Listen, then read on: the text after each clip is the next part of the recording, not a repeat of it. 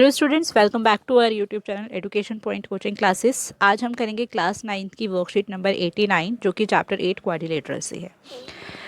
देखिए, इसके अंदर आपको बताया गया है class 9 C wants to decorate the display board of their class. They are using following concept for the cutting paper shapes for decoration. तो उन्होंने कुछ क्राइटेरियाज रखा है, ठीक है, डेकोरेशन के लिए। देखिए क्या क्राइटेरिया है। अ quadrilateral is called a parallelogram. देखिए पहले हम एक पैरेललोग्राम को ड्रॉ कर लेते हैं, फिर हम इस सारे क्राइटेरिया को समझेंगे।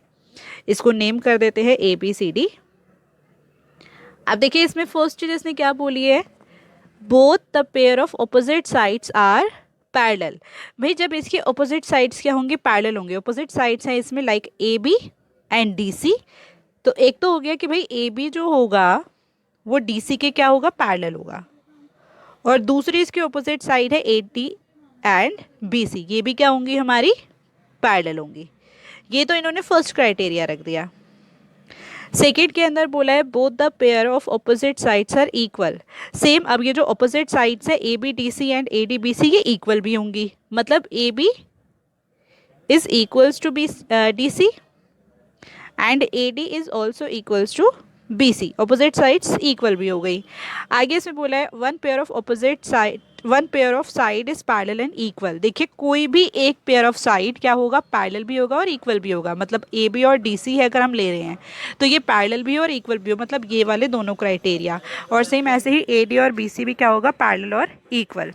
अब इन्होंने नेक्स्ट क्राइटेरिया रखा है that in a parallelogram opposite angles are equal. Opposite angles like angle A is equals to angle C हो जाएगा और angle B is equals to क्या हो जाएगा, आपका एंगल डी हो जाएगा।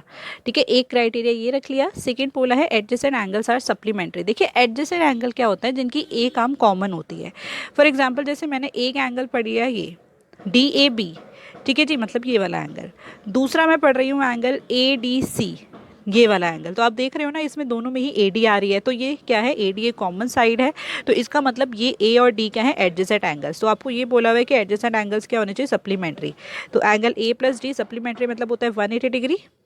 तो एंगल ए प्लस डी आपका हो जाएगा 180 डिग्री। इसी तरीके से आप एंगल बी और सी भी सप्लीमेंट्री मान सकते हैं। एंगल बी प्लस सी भी 180 हो जाएगा, एंगल सी प्लस डी भी 180 हो जाएगा और इसी तरीके से एंगल ए प्लस बी भी 180 डिग्री हो जाएगा। ये सारे क्राइटेरियाज आपके सेकेंड पॉइंट में बताए हुए हैं। थर्ड में बोला है in a parallelogram a diagonal bisect each other. भाई देखिए जैसे मान लीजिए आपके जो डायगोनल्स हैं ये हैं ए सी और बी डी, ठीक है जी, और ये काट रहे हैं पॉइंट ओ पर।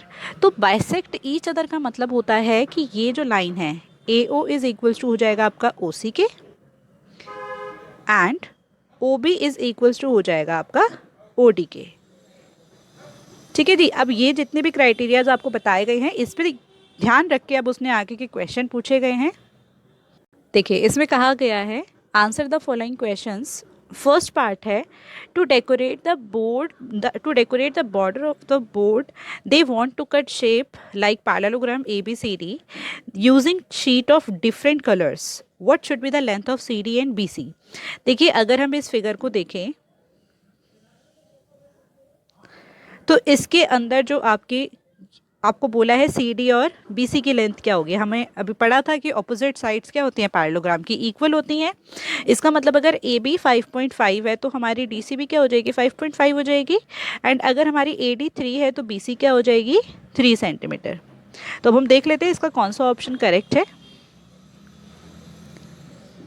देखिए इसमें पहले पूछा गया था सी डी एंड देन पूछा गया था बी सी, राइट। तो सी डी की हमारी जो लेंथ थी वो कितनी आई थी, 5.5, और सेकंड वाले की जो लेंथ थी वो कितनी आई थी, 3 सेंटीमीटर। इसका मतलब इसका ऑप्शन सी क्या है, करेक्ट ऑप्शन है। आफ्टर दैट इसमें सेकंड क्वेश्चन बोला गया है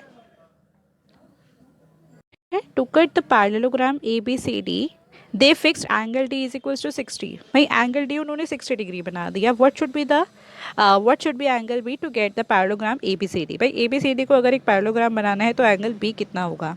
अभी हमने ये भी एक प्रॉपर्टी पढ़ी थी that opposite angles of a parallelogram are equal. तो आप इसी प्रॉपर्टी का यूज़ करके अगर आपका एंगल डी 60 है तो एंगल बी भी कितना हो जाएगा, 60 डिग्री हो जाएगा। Means option B is correct option. Third part में बोला है what should be angle A to get parallelogram A B C D. भाई एंगल ए कितना होगा अगर ये ए बी सी डी एक पैरेललोग्राम है। हमें पता है कि भाई इसके जो एडजेसेंट एंगल्स होते हैं, आप देख रहे हो एंगल ए और डी क्या है, एडजेसेंट एंगल्स है, मतलब इनका सम कितना हो जाएगा आपका 180 डिग्री। अभी मैंने ये आपको समझाया था ऊपर जब क्राइटेरिया समझाए थे कि किस तरीके से एडजेसेंट एंगल है, क्योंकि इनकी ए डी ए कॉमन नाम है। तो एंगल ए हमें निकालना है, प्लस में एंगल डी हमें दिया हुआ है 60 डिग्री, इज इक्वल्स टू में हो जाएगा 180। ये 60 यहाँ प्लस हो रहा है, सामने जाके क्या हो जाएगा माइनस, मीन्स ये आपका आ गया देखिए 180 डिग्री माइनस 60 डिग्री, सो ये हो गया आपका 120 डिग्री। मीन्स इसका ऑप्शन ए एक करेक्ट ऑप्शन है। फोर्थ पार्ट में कहा है some of the parallelograms were cut to get triangle such as AEB। आप देख सकते हो जैसे कि एक AEB ट्रायंगल बना दिया, इसी तरीके से CED, BEC, ये सारे जो आपके ट्रायंगल्स बने हुए हैं इनकी बात हो रही है कि इस तरीके से आपको इसको क्या करना है, कट करना है। आगे इसमें क्या है, to design flower at the corner of the board if BD is kept 8 centimetre. अगर BD 8 सेंटीमीटर है तो और AC जो है वो 6 है, then what should be the length of AE।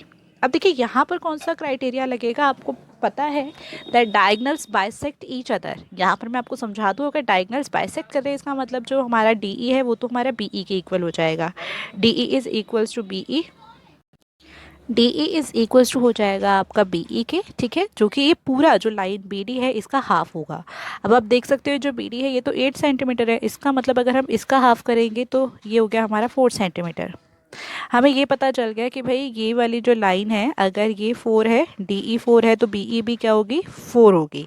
तो इसका मतलब इसके अंदर आपको मांगी थी AE की लेंथ। अब हम AE देख लेते हैं कितना होगा। ये तो आपका हो गया देखिए फिफ्थ पार्ट का आंसर, इसमें what should be the length of DE पूछा था, तो DE आपका हो गया 4 सेंटीमीटर, मतलब ऑप्शन C। इसके फोर्थ पार्ट में बोला है AE की लेंथ बताओ।